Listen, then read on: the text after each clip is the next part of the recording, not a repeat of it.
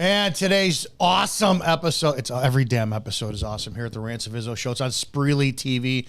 Today's show is brought to you by Spreely.com. If you're not a part of the network yet, go there. Spreely.com. Take the words speak and freely, put them together, get Spreely. It's all about free speech. Go take a look. You got the Burn Pit Podcast, Report and Opine, the Shannon Joy Show. Pete Santilli is back.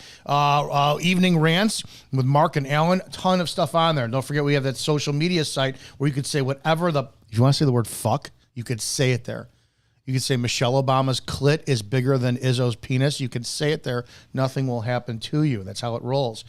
So go to Spreely.com. And also today's show sponsor, because I know they love being mentioned in the same breath with my foul language, is Kaylee's Law. Go to BecauseYouStillMatter.com. BecauseYouStillMatter.com. We're going to talk about that all today. All right, let's have a show.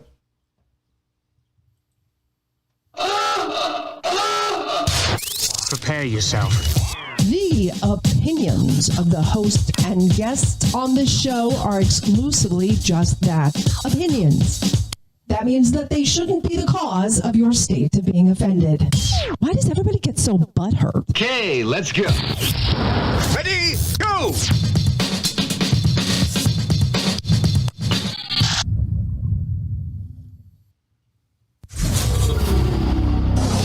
Sit down, shut up, and pay attention. Damn! This is the Rants of Izzo Show with your hosts, Dominic Izzo, from porn to politics. We touch every third rail we can find. You might want to put your headphones on so your mom can't hear this. It's been called the most entertaining 60 minutes on the internet, and it starts now. Let's do this. Hey, happy Monday. Rants of Izzo show here on Spreely Media. It's good to see you guys over in the chat. April Schoen, sorry. Hair Matty Wack, good to see you. Yeah. Morgan, Kate, Bev, I said Bev Digital, Nevada, Sarah, everybody. If you're interested in getting involved in the chat, if you go to the description, any description of the video or audio, if you look in your podcast and you look in the bottom, you're going to see some links there. We're a fully listener and viewer supported show. So go ahead and click the link and you can click the chat and jump in there. And that's a great picture, Matt. Appreciate that one as well. Back after a long time. It's been a long time. Kaylee, and this is Kozak. I just asked you, right? A few minutes before, right? Yep. I fuck shit up all the time. Kaylee Kozak, who's been on several times with me before, and I never get her last name right, founder of Kaylee's Law, and BecauseYouStillMatter.com is back with us today, and it's been a long time. I thought about you the other day. I said, hey, come back on. You've got 3 ring circuses going on all the time, so we're just going to jump right into it. You've been on several times, and you're very passionate. Let's do some recapping here. Let's talk about what Kaylee's Law is, because you've been going nonstop, harder than ever because of it. So I want to kind of reignite the awareness and the passion for it. What's Kaylee's Law? What do you do? What's it all about? Kaylee's Law gives victims and survivors of most notably sexual assault crimes, but some domestic violence crimes, natural life protection from their abuser. So it's wild to think that there was no such thing as natural life protection for victims in place prior to Kaylee's Law passing in 2022 in Arizona. And how did it start? What was the passion behind it? So I had to reface my abuser in 2020 because he was petitioning to have the terms of his so-called lifetime probation lifted. And lifetime doesn't mean lifetime. And my parents know that. They never would have agreed to the plea deal that they were offered by our wonderful current Maricopa County attorney 20 years or 18 years ago. So we learned that in 2020 that lifetime didn't mean lifetime. And if his so-called lifetime probation was in fact lifted, that I would not have any form of protection from him, period. I want to talk about some real shit, because I love when you come on or anybody else comes on, and it gives me an opportunity to not ask the same canned questions that you repeat over and over and over again. You tell your story all the time. You relive your story all the time. How does that, if at all, affect you, Kaylee, the wife, the mother, the individual, not the advocate? I purposely asked you that question because I want to see how you're going to answer it, because it's almost like, man, it's not rehearsed. It's just, you're so good at it. But when you tell that story again, do you get frustrated? Do you get elated? Do you get like rekindled? I'm on this mission. How does it affect you to have to constantly relive something you've done because you're fighting a battle for it and you can't stop? I think that because it's my life and I'm living it. I didn't just live it. I'm actually living this. What I talk about in general and overall on podcasts and interviews and all the things, it's only the surface level. And so I think because I say it so much, I'm almost numb to the pieces and the parts that I talk about because they are so surface in my case and my situation. But if I'm living this, how many others are living this? And that's one of the few things that keeps me going, because if I am in the place that I'm at, if I am as connected as I am, and I mean that in a very humbling way, and if I am as strong as I am through all of this, but I'm still hurting the way that no one sees, I can't imagine what other people are dealing with. And so I have to keep going, because I believe when we have knowledge, we have an obligation. So I did a Friday show, and I called out something I can't stand. And just because I don't like it doesn't mean that it's right. I come across this woman's video. Her whole entire social media is the trauma of her husband's death. And it's literally pictures of her holding and crying with his urn, and then flashbacks about photos. And she's got 250,000 followers. And I gave my 2 cents about why I can't stand that shit. That's me.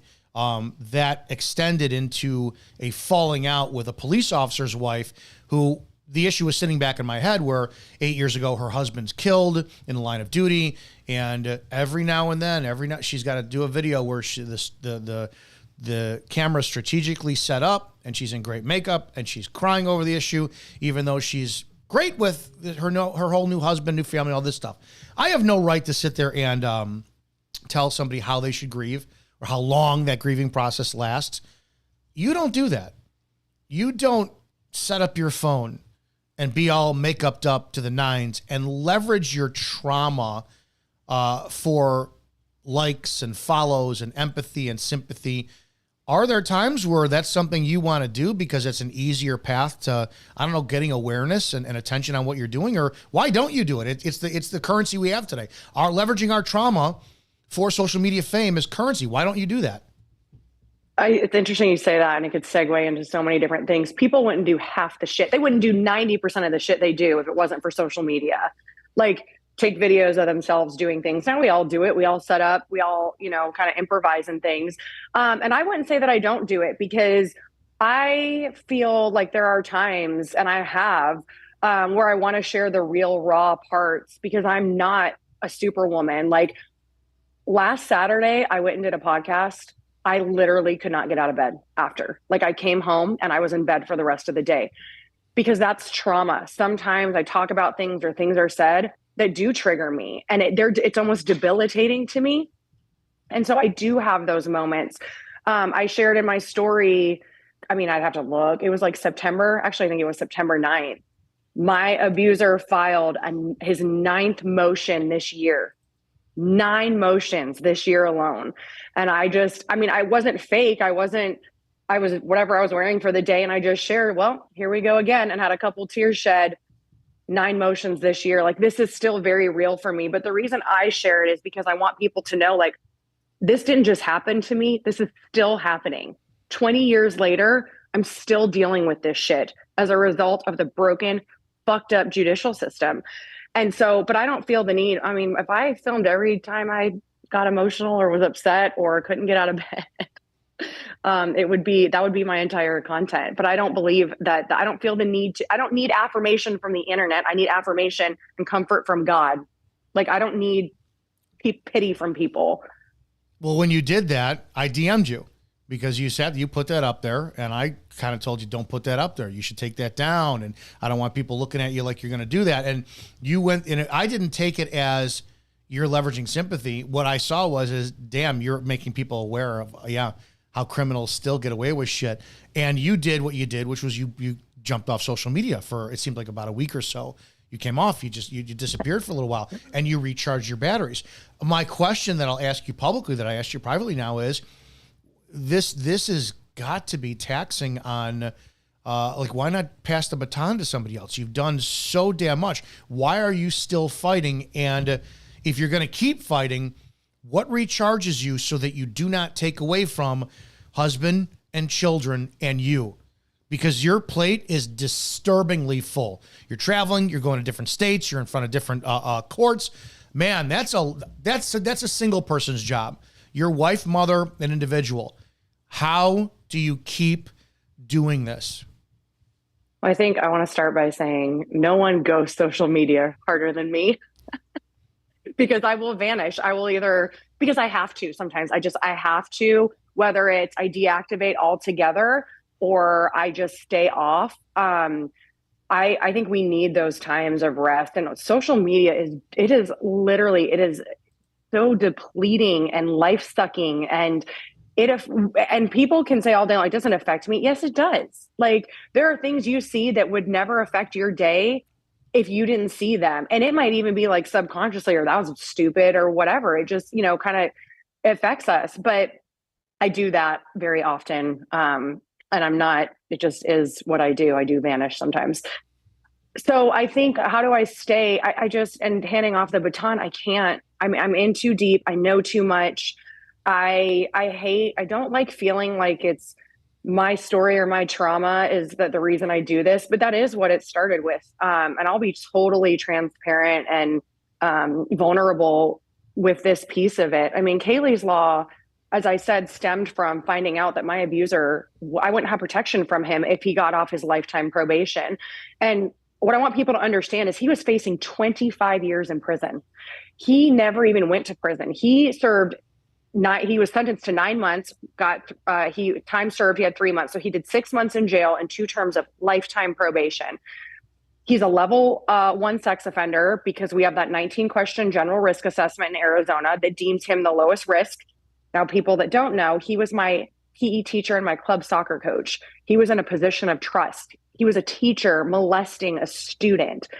My parents were sending me to school. My mom worked at the school. Never in a million years did they think that a teacher would be locking me in an equipment room and molesting me. And so, when I found out in 2020 that I didn't have protection, and then I learned that he actually wasn't on the DPS public registry, because in Arizona, level 1 sex offenders are not on the public registry. Even though he was charged with a dangerous crime against a child, he was in a position of trust. And I thought that's such bullshit. Like, someone who violates and has a dangerous crime against a child, the most heinous crime, 13705, if you're convicted under that, you are the most dangerous type of predator there is. You can be deemed a level 1 sex offender? How does that even make sense? Your neighbors cannot access that neighborhood search that you do that shows sex offenders. They're not on there. So your next door neighbor in Arizona could have molested a child and been convicted under a dangerous crime against a child, and they might not be on the public registry. So I had a bill that would require any defendant who was convicted under 13705 with a dangerous crime against a child, that they must upload onto the DPS public registry, regardless of what risk level the 19-question general risk assessment deemed them. It took 3 years to get that signed into law, but we did it. It was signed into law this year. It took me 3 years. And that was personal for me because we were told he would be on the public registry. So it's like, okay, I got Kaylee's Law passed in Arizona. I got that other bill passed because those were my 2 missions. But how many other bills did I get passed this year? 5 plus the proposition. I mean, because I just keep finding things as I'm on this journey, and I can't not do something about it. Because victims are all, gives me the chills. Victims are ultimately affected, and I have to do something. I can't not do something. No, it's your life's purpose. Give us some good updates. Those of us who follow you on social media see you all over the place. You're state to state. What have been the most impactful updates through the courts in the last this 2024? So we had the bills in Arizona. So we had dangerous crime. We call it the DCAC bill. Like I just mentioned, that one was signed into law. We had the school bill, which, if you recall, last legislative session, Governor Hobbs vetoed the bill that would require a registered sex offender with parental rights to notify their children's school. She vetoed it. I tweeted I was disgusted. And the next day, Maricopa County Attorney's Office rescinded my award and my speaking engagement, my keynote speaker for offer. Fucking pointing out that anybody who would, that's just that's not disgusting. It's evil. It's just fucking wrong. I can't believe. And Hobbs is the one, for those who don't know, who is, I think she's corrupt as shit. Refused to recuse herself from her own position of counting the votes for her own election. Dumb as hell. But they took away your award because you criticized free speech, a government employee, on her failure to protect children. That's you can't say disgusted. That's my. It was, it was awful. It was very hurtful, especially because Rachel Mitchell, who was and now is again the current Maricopa County attorney, was the prosecutor on my case in 2006, and she was okay with them taking that award for me, but she's so pro victim and justice, and she won't rest until victims, have justice that they deserve. And she elevated me and used me her entire campaign a couple of years ago as, she's so proud of me for all the work I've done for victims and survivors, and then takes an award away from me because I was disgusted. Well, everybody should, a registered sex offender with parental rights, again, which is, you just have to wrap your head around that first part, having to notify their children's school. Everybody should want that. Everybody. But of course, all the sex offender mommies didn't, because, the kids would get made fun of. And I'm so tired of this. We have to protect the pedophile. We have to protect the bad guy. No, they should have before they did anything, they should have thought about that. I'm sick of it. They can't think about it. It's not, as somebody who, I'm an adult consensual sexual deviant. When it comes to this with children, there's no rehabilitation. It's not reversible. It is it's a compulsion. And sadly, what you're doing, which is very admirable, it's not enough. These are people who should be either chemically castrated or all sent to some fucking part of California to live in a giant commune with a 30-foot fence that they never leave out of.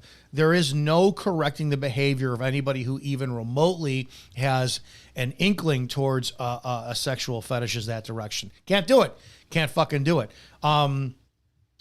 Does this ever make you want to kind of get in the game and make the change by running for office? Yeah, I put in a run for office this year. I don't know. The reason that I wouldn't run for office is, I'm going to be careful about how I say this. It could be used against me at some point if I do. When you run for office, you have to care and be involved in all the things. And not that all the things don't matter, but I am very passionate about this one category.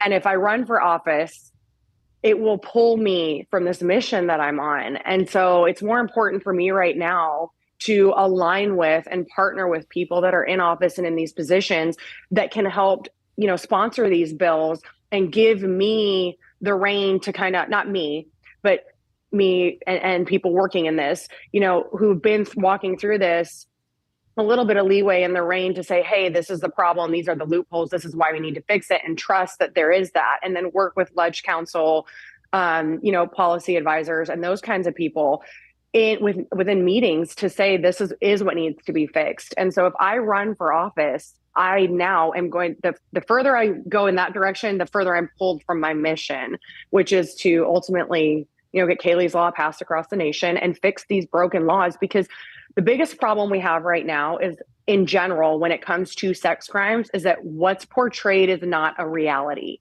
And I don't know how, I want to shake people and be like, that is not true. Explain that. Go into that a little bit more. What do you mean? Yes, I would love to. This whole fucking, I love that I can say that on here too, by the way. Free speech. All this bullshit about capital punishment. It makes my blood boil. Pigs will fly before any sexual predator is sentenced to capital punishment. And people don't like that I say that. People get mad that I say that. The problem is that is what is portrayed, and it is 100,000,000% not a reality. So then, because people think that's what they perceive to be, they don't understand that it's not going to happen. And that's why these other things happen. And that's why these predators and these fucking rapists get out or get to do this, because it's not going to happen. For so many different reasons. First of all, The first one is everyone wants to scream like, is it constitutional? Is it constitutionality? It's already been deemed unconstitutional twice. Sentencing someone to death for sexual crimes has been deemed unconstitutional twice.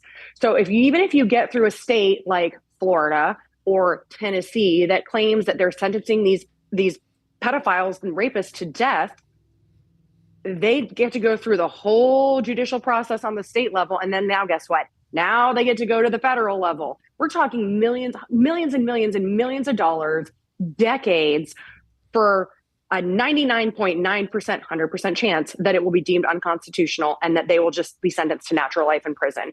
You've now wasted, people want to talk about why sentence them to natural life in prison? It's a waste of taxpayer dollars. Who the fuck do you think is paying for all that? Mm-hmm. We are, our taxpayer dollars. And so you've done that. Now you've drugged the victim through hell. They say that, it's more for, or it makes the rapist more inclined to kill their victim because they're going to be sentenced to death anyways. I don't necessarily believe that that's true. But even if the victim stays alive or dies, that moment is still life-changing for them, especially if they're a child. So I think the problem is now people are like, oh, well, they kill rapists in Florida. No, they don't. Oh, Tennessee. No, they don't.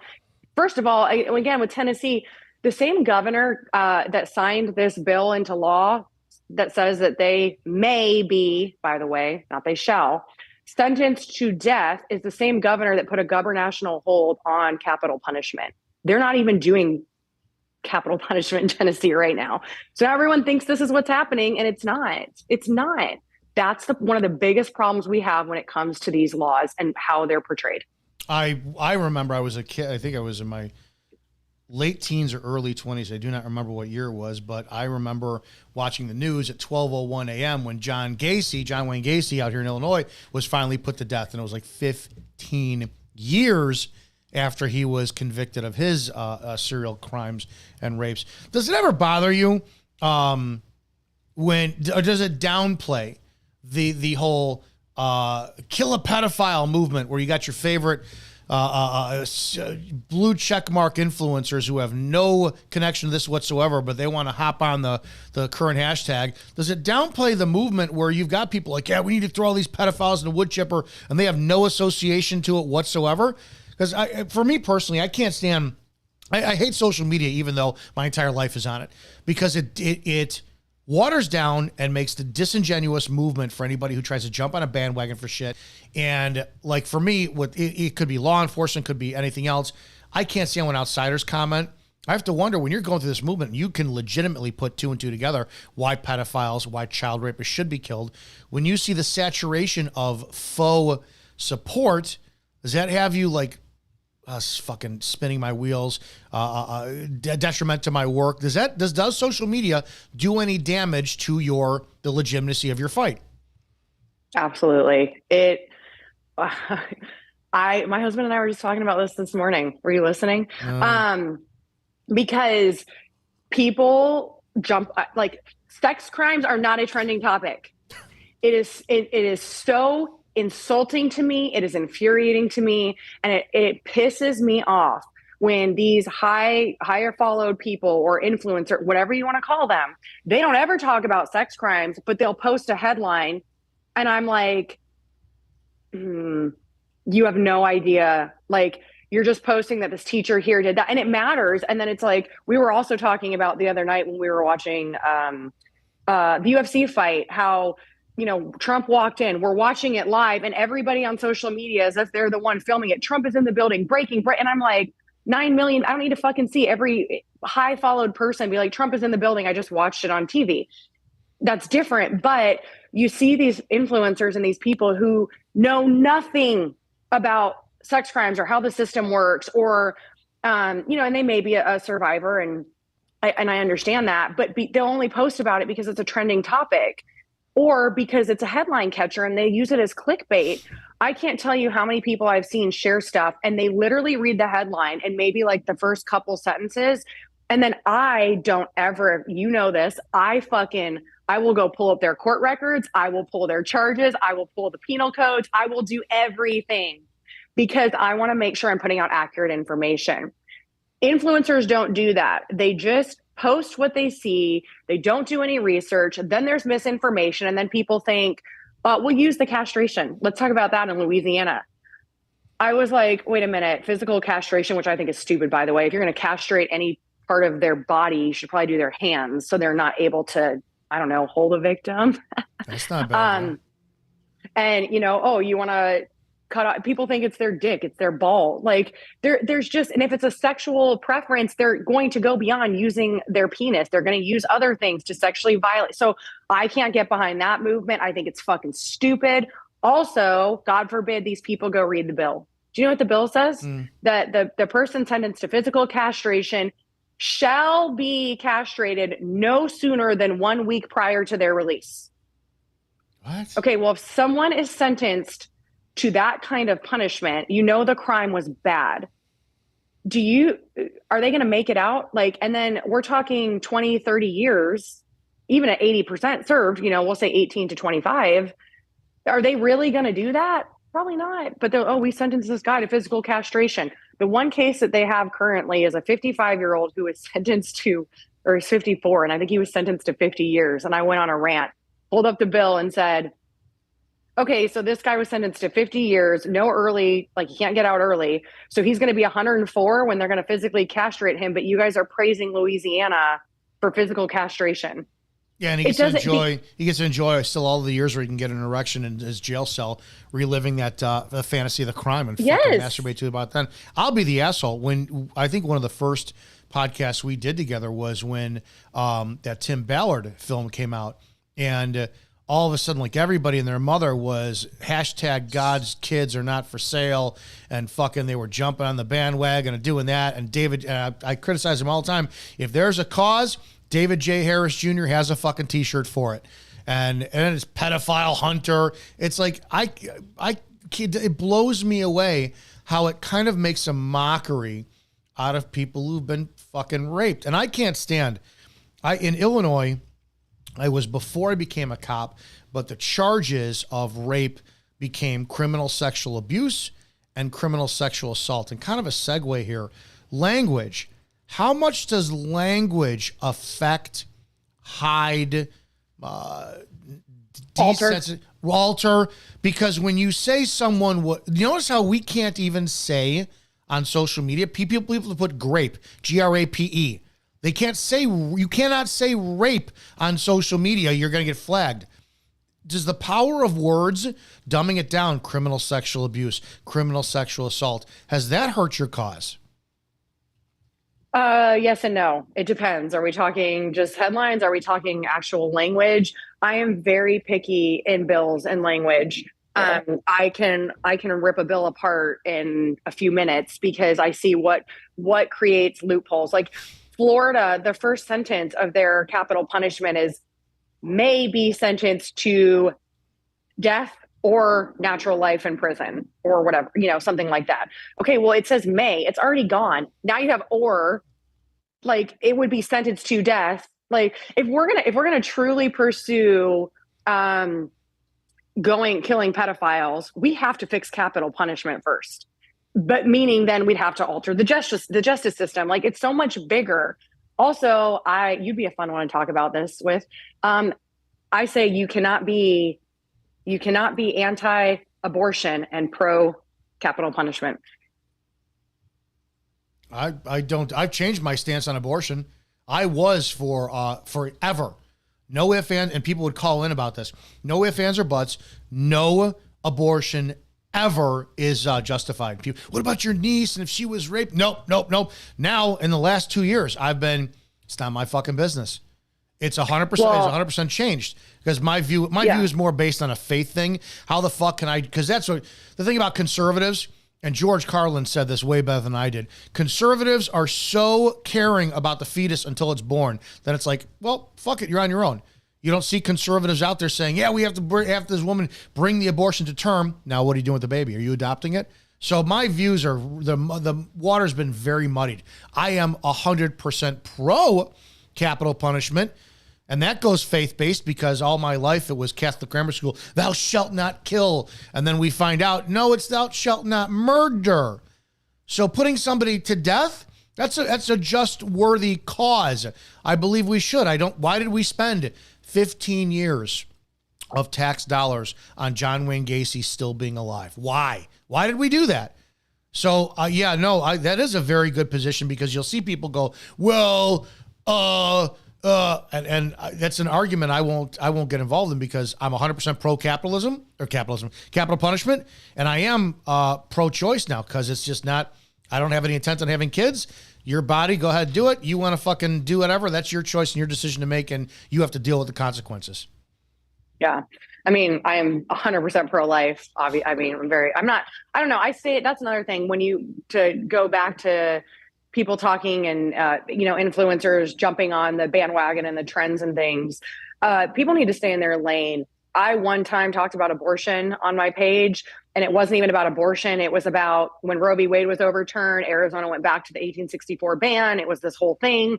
And in order to hopefully prevent Prop 139 from passing, which it did, which allows abortion up to birth, which is interesting because everyone was talking about Florida's Amendment 3. We literally had the same thing in Arizona. No one was talking about it, but that's a whole story. I just touched on the language and why it matters and the reason that we need to be paying attention and all the things. But I like to stay in my lane. I believe in staying in our own lanes. I don't really talk about any other topics on my page other than sex crimes, share a little bit of my motorcycle, riding, working out, keep my kids off for the most part. But most of these influencers will do things just as clickbait.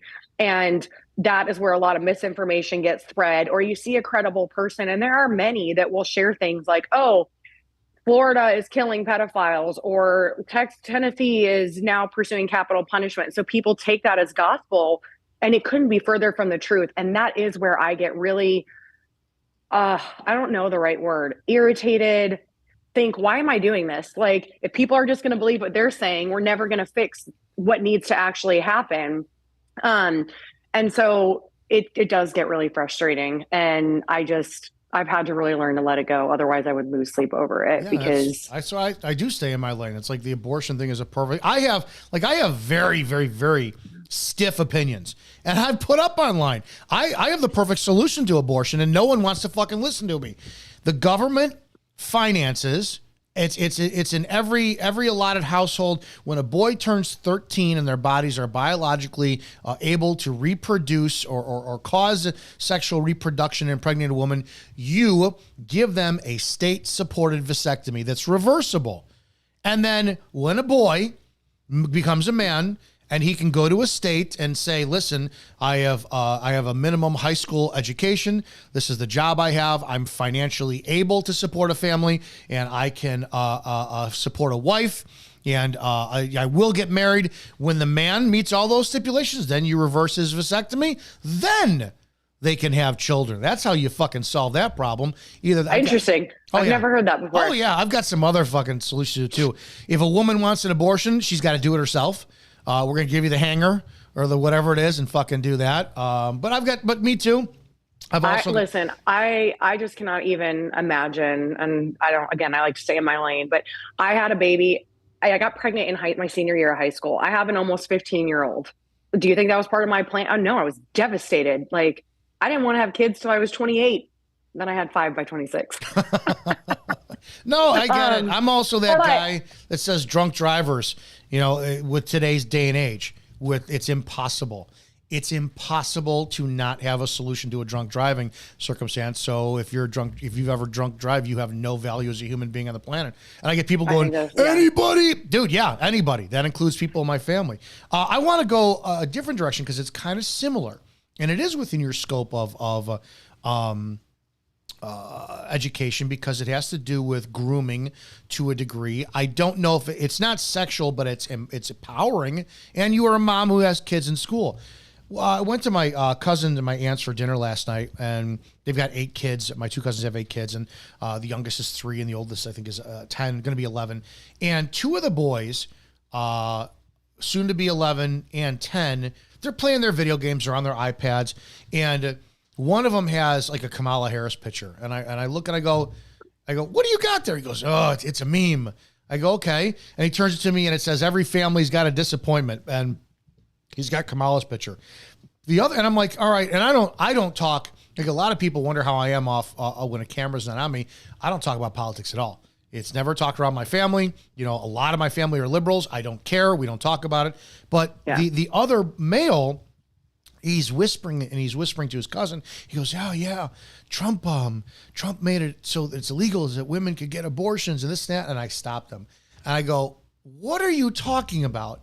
And he told me, and I explained, "No, that's not the case." I explained in the loosest terms possible because they're not my children. I'm not about to offend my cousin in any way. This is what this was. This is what this is. And I went upstairs and I brought it up to my cousin. I said, "Hey, your boys are talking about this downstairs." And she says, it's not us. It's the teachers and the kids at school. My niece is going to be 17 and I'm so God blessed thankful. She's conservative and she'll text me, This is the shit we're working on in school today. And I thought she was going to go pure liberal. Her teachers are also heavily influential in their decision. As a parent, that is manipulation. It's brainwashing. It's grooming.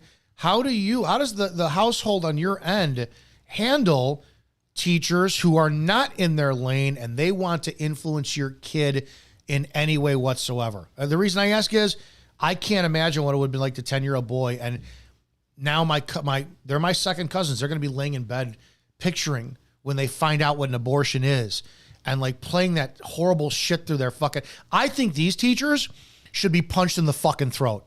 That's me, but I'm not a parent. So you are. I don't know what your views are. My kids go to a very small private Christian school, my 4 little ones. So my youngest is 6, my oldest is 14.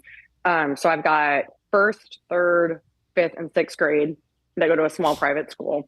So I don't have to necessarily worry about their school because they're very aligned, very Christian, talking about anything like that. I mean, we've had issues with some other things or things that are talked about, but where we live and the Christian school, everyone's pretty much aligned and we've never had those issues.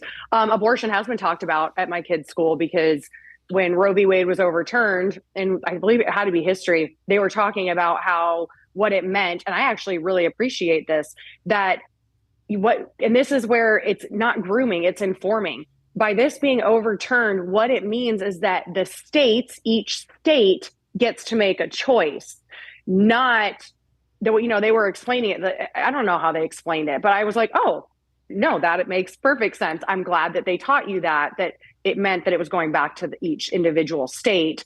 Meanwhile, you have Harris saying that she's not going to allow a federal abortion ban. Anybody who knows anything about it is like, that doesn't even make sense because it's already gone back to the states. Like, so you sound dumb, but people don't want to pay attention. So I have not had to deal with that really with my kids, with their private school. My oldest does go to public school, and that was just a decision we had to make, and we have our reasons for it. But where we live is very conservative. We haven't had any issues so far. I will say though, it was kind of interesting because I had to go talk to her volleyball coach and I said, "Hey, she's actually not going to be at practice on Thursday. I'm speaking at an event with Riley Gaines." And after I said it, I almost got this like flood of, oh shit, what if and it's sad that this is how it is. What if she's a liberal? What if she doesn't like, what if she believes this? You know what I'm saying? Like super quick. We shouldn't be afraid of that or have it. Cause then I'm like, what if it affects my daughter's playing time? And thankfully she's like, oh, whatever. And she's super conservative and things, but I have not run into that. I don't know what I would do if I did. I just can't imagine placing my kids in an environment where that happens, but it does. Part of the reason there was that threshold. I think it was around like 44, 45. And I'm like, this is it. If kids are not, I think I was like 43. And I'm like, if I don't have kids in the next year or two, that window's closed. The window's absolutely closed. And, I am glad the window's closed because the stupidity of the liberal left, there's no reasoning with them at all. They are very dangerous people. I have to tell my father, who's 74, and he's from the city of Chicago, an Italian who grew up in the city of Chicago, different fucking time, 50s, 60s, 70s, who still has a strong opinion. I'm like, you can't say what you're saying in public. Somebody will just see you. I don't know, they'll see your haircut. They'll see your mustache. They'll walk up and hit you with a baseball bat because they think that you're a threat to their civil rights. Mm-hmm. Are you guys preparing your kids? Because I went to Catholic grammar school. I went 1st through 8th. Then I went to public high school in 1989, and that was a culture shock. Kids weren't they weren't sitting at their desk. Then when the bell rang, they were mouthing off to teachers, late to class, ditching. I was like, what is this shit? This is amazing. But that's 89. This is 2025 in a couple of weeks. How are you preparing your kids for rules, order, respect, and then boom, here's the reality of fucking life today? How are you guys dealing with that? Yeah, you know what's funny too is I had opposite. I went to public school K through 8, and then I went to Xavier College Prep for high school, which is the most prominent private college prep school in Arizona. So I had the opposite culture shock, right? And I loved it. It was being exposed to a different way of life. And I mean, I loved going there.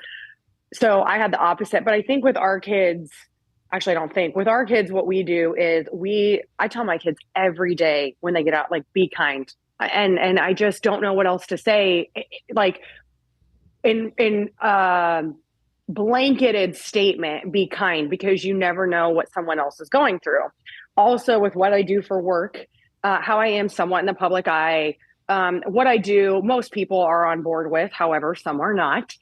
I also tell my kids, you need to be aware, because people know, and I wouldn't consider myself a far right crazy person. I'm actually pretty in the middle, which I think we all are. I will have a conversation with anybody. My God, I had a 3-hour meeting with one of the most liberal state legislators in Arizona, and it was painful, but I have to do that in order to get my bills passed, especially because we have a Democratic governor. So I need that bipartisan support, which I'm 100% at bipartisan support with all my bills and my laws. And I'm very proud of that. People like to use it against the Democrats. I don't thrive in that. I thrive on being successful and having bipartisanship on my bills, because this should be a bipartisan supported bill. But I think with my kids, that they need to understand that not everyone thinks the way that we do. Not everyone believes the things that we believe. And I'm not necessarily proud of the fact that my kids have not been exposed to much, meaning they have not seen the rough parts of life. They are very sheltered. And my husband and I talk about that all the time. They don't realize how good they have it. They don't realize how spoiled they're. My kids are not very spoiled. I mean, spoiled, not material things, with stabilism and care and those, good food on the table, all those things, healthy way of life. They have never seen the other side. They can't even fathom, imagine, none of it. And it breaks my heart that does exist. And of course I want to protect my kids from it, but I also want them to understand that it's real. And how do you do that? But I think one thing that parents need to do more of in today's world is be so overly open with their kids. I had one mom get mad at me because I said molesting or molested about a teacher, and her daughter was in 6th grade. She's like, she has no idea what that is. She shouldn't hear that word. And I'm like, oh my God, like, she should absolutely know what that is. I was being molested when I was her age. She's not too young. And so I think the more open we are with our kids, the better it is. They need to hear it from us in real terminology, not this sugar-coated bullshit. I think that's also a huge mistake parents make. So we just try to be so overly open with our kids, and we always answer their questions when they ask, even if sometimes we're like, oh my God, where did that come from? I agree with you. That was a 70s thing where I remember it was, we were brainwashed into staying away from anybody who had a blue or white van, a panel van, because they were gonna grab you off the street, take your clothes off, touch your privates. It's like that. My mother was very graphic about and it shocked the shit out of me. It made me aware, because now. And isn't that funny?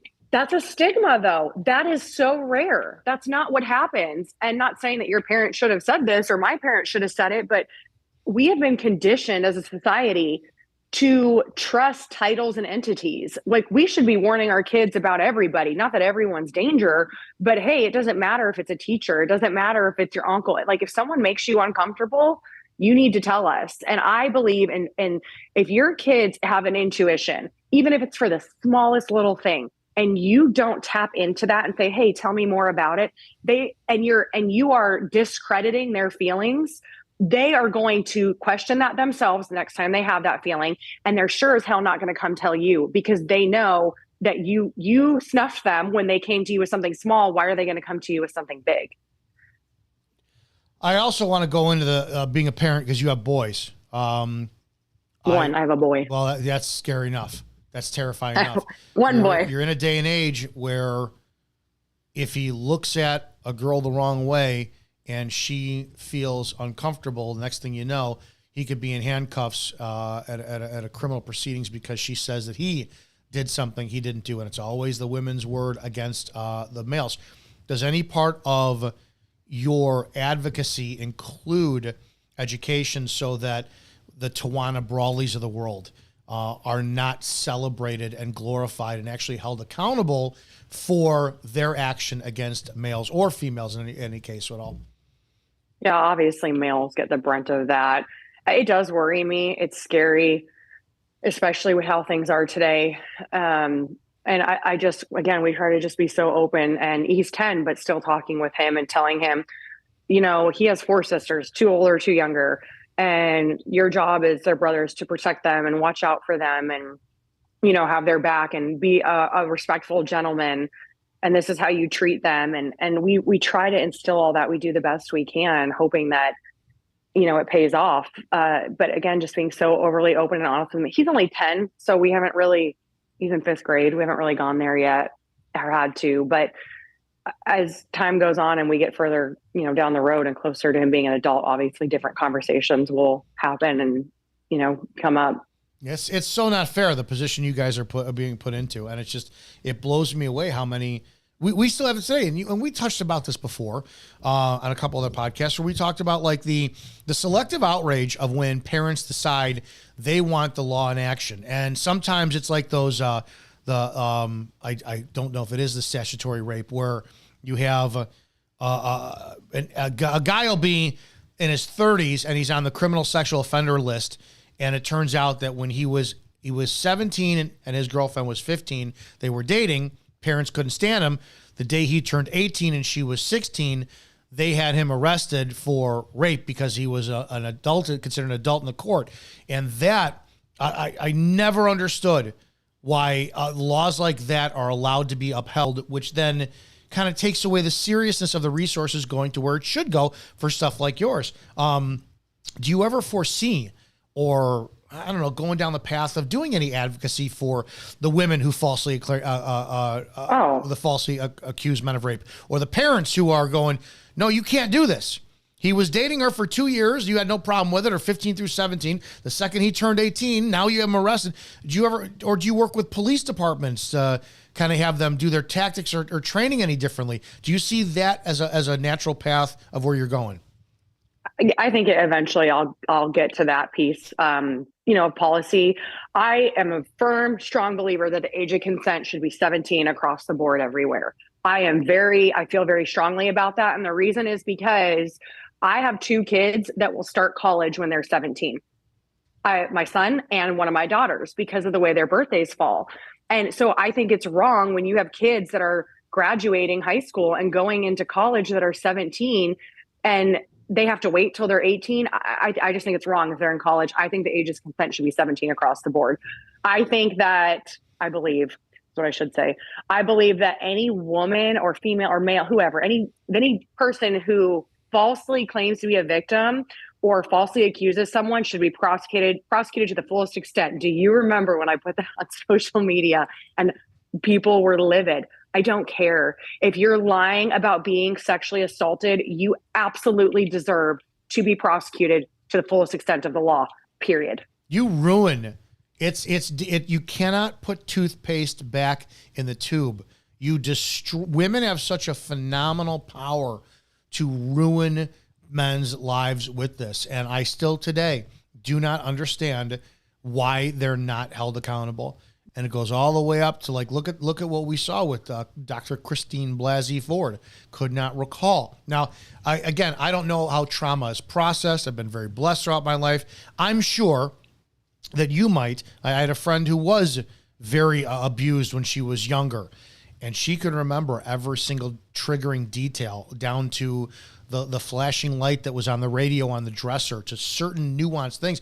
Then you got like somebody like Dr. Ford who doesn't remember X, Y, and Z, but we weaponize women and their abuse against men. It's something that has to be done. And what would be the first steps you did? Because man, you would create an army of hate. I think you would get more women. You'd champion men. They'd fucking love it.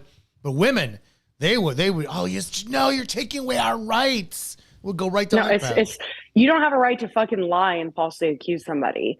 And I'll take it. I mean, I get shit now. You see it. I post certain things that piss people off, and I don't, because I'm a realist, and there are women who lie and falsely accuse men. I mean, there's men that do it to women too, and it's awful. It is so awful. Unfortunately, we also give those situations a lot of attention, which is, I believe, again, part of why people do it. But it's not non-existent. It happens all the time. We see it all the time in the headlines. But 100%, I don't care if I got hate. If you're falsely accusing someone and then you're mad that I'm advocating for, accountability for your lies, then fuck off.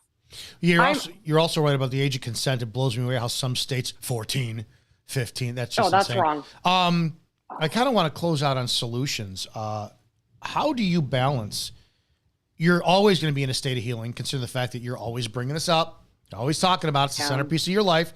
But then you got the people out there who hear your story, see your story, then they want to send you a 5-page email about what happened to them when they were kids, or call you and talk to you. And I have a massive feeling that you're torn because you probably can't read every one of them. And the way I'm associating it is because I get all the time, I get 50 emails a week, phone calls. Oh, I saw you. This is what happened with me with a cop. And it's like, I don't have the time to go through them all, but I still care about it. How do you manage that? And is there a guilt factor when somebody tells you their story and you can't give the attention you want? And then we know that probably turns into, oh, well, I see you don't care anyways. How do you manage that when people want to use you to pull themselves out of their pit and whatever happens with that whole exchange? Well, I feel honored anytime someone discloses to me because it's not easy and it is hard and you have to be vulnerable. I also know the feeling of feeling dismissed when you're trying to talk to someone. And I don't ever want to make anybody feel that way. I'm sure I have unintentionally, but more than anything, I don't have the mental capacity to retain someone else's trauma, and my heart, it breaks for them. And I hate that they've had to endure that. It's too much for me. And I am very much healing in my own journey. And fairly recently discovered things about my story that I didn't even know existed. And so I've had this second wave kind of come into my life that has really taken a toll on me. My PTSD has just skyrocketed. And I never understood PTSD until I understood that's what actually happening to me. And so I have to be very disconnected, and I pray for people who've endured this. I hate that they've endured it, but I don't have the bandwidth or the capacity to help others. And I try, and that's why I try to help people through policy, but I can't do everything. And I hardly ever, and it's not to be rude, I hardly ever read comments on social media. I rarely open DMs. My God, I probably have 400 text messages on the phone I'm on, and I don't know, nine on this one, because my kids, they deserve my first, not my last. And if I'm giving everybody else my attention and my first, then they get what's left of me, which is not much. And so I've had to really learn that because I want to be able to help everybody. I want to be able to talk to everybody about everything, but I can't. I'm one person, and I do have 5 children, and I'm married, and I'm just one person. So I do the best that I can. And, I hope people understand. I'm sure I have upset or made people feel dismissed, but that's never been my intention. All right. Lastly, somebody somehow gets to hear this and they're in a position where they need help. How do you suggest they go about the steps of contacting anybody to keep themselves safe in the process? I think if you're currently going through the judicial process, I would encourage you up, down, sideways, every way to get an attorney, because the judicial system does not have your best interest at heart. And so to help you, I would fully recommend that you get an attorney. And there are some out there that are on grants. They're out there. You just have to do research. Also, there are many shitty organizations, but there are also very good ones that have the resources and the tools, whether it be to help you directly, connect you with the right people. There are a lot of them out there that do have your best interests at heart and that do truly want to help you. And I would Google. The internet is a great thing for that, because you can look in your local area, look local. Don't go look at these huge name places for help. There are a lot of small local places that can help you. Churches aren't always great, but some churches do. A lot of churches do have really great connections as well. And that's another way that you can do that. But don't rely on someone that you don't know, or someone on the internet, or someone who seems to be doing okay in their journey to pick you up and help you out. You have to find a way to do that yourself, and you can't rely on other people, or you can't put your faith in other people to help you do that. And lastly, if somebody, that's the direction I wasn't thinking about going, but if somebody is going through the abuse currently and they're listening to this, how do they keep themselves safe and talk to a parent, authority? You put yourself back in that situation. You got to tell somebody. You got to get out of that. How do you suggest they do that without feeling guilt or exposing themselves to more damage from their abuser? There's no way around that. It's the hard truth. And I would never blame someone for not talking or turning their abuser in. It's awful. I know it's awful. I would never blame somebody. But I would encourage you to find somebody you trust and talk to them. Go to the police if you're ready to disclose, or a counselor, someone. Just go to someone you can trust to help you through the process. But unfortunately, there's no way around the hell that is attached to disclosing publicly to have something happen with your abuser. I appreciate you coming on. I know every time you do these, it has to be like once you hit the off button, the adrenaline dump just starts to spike and come down. So I appreciate it. It's a lot, and when you come on, and so I appreciate it. It's valuable as all hell, guys. Go and support Kaylee's Law. It's becauseyoustillmatter.com. Becauseyoustillmatter.com. There is a support button there. If you follow Kaylee at all on Instagram or social media, you could see the work that's being done. And that needs to be something that's advocated and supported financially. You still have your clothing line, 1412? Yes, awesome. I do. Go check that out. It's on the website as well, too. Anything you want to plug at all? I really appreciate thank you for having me on. I really appreciate you. Always. And thank you. Always. And I mean, God, legislative session starts in 50 days or something. So we'll be back at it again all over America. Yeah, we'll look forward to seeing you do it like crazy again. It's an awesome journey that sadly you have to do, and the rest of us can't. But man, this is what you were called for. Guys, have a great damn day. It's Monday. Go out and help somebody today. And if you can't help them, just don't hurt them. Don't be an asshole. Don't do it. Share the show. Share the network. Share Kaylee's Law, becauseyoustillmatter.com. And we'll see you guys tomorrow for more of the Rants of Izzo show here on Spreely.com.